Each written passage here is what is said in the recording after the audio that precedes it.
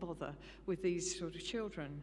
But Jesus, of course, would have none of it. Remember, he took the children in his arms, he blessed them.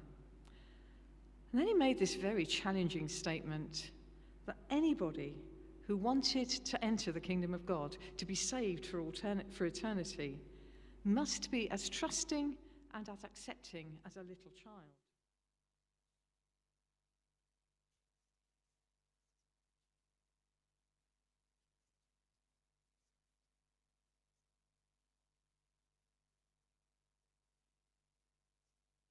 Tell them, don't they? This is how Jesus wanted people to accept him. And it was just as he started on his way again that he encounters the man in our reading today. This is one of the very few accounts that is in all three of the Synoptic Gospels, which suggests that it had quite an impact on all of the Gospel writers. In my Bible, it, as I said, headed up the rich young ruler. But actually, Mark just calls him a man and only talks later on about his great wealth. It's Matthew who tells us he was young, and it's Luke who tells us that he was a ruler. But putting all of these things together, what can we deduce about this man? He was in the higher echelons of society, creme de la creme, highly respected, possibly feared by those of a lower social rank. In the eyes of the world, he had everything you could possibly want: wealth, privilege, education, status. And yet, he knew that there was something missing in his life. And he clearly heard about this man, Jesus, and figured that he might have the answer. So I think as he saw Jesus setting off on the next part of his journey, he just couldn't miss the opportunity to talk to him.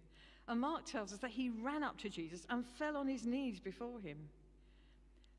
Again, it's so easy to read this and think nothing of it. But this was quite radical behavior by this young man. William Barclay sums it up well. He says, "There is something amazing in the sight of this rich young aristocrat falling at the feet of the penniless prophet from Nazareth who was on his way to being an outlaw." And it was undignified behavior. It was amazing. It was unexpected. The rich, the wealthy, didn't do stuff like that. They wouldn't fall at the feet of somebody else. But that's how much it meant to him, and that's how much he valued what Jesus thought and would say to him. So he asked his burning question, "Good teacher, what must I do to inherit eternal life?" Well, Jesus answered him by first taking him to task for calling him good. Why did he do this? Because only God was entitled to be called good. Was the young man recognizing that Jesus was God? Probably not at this stage. But he recognized something about him clearly. Then, as we know, Jesus went on to quote the commandments to the young man, and we're familiar with his response.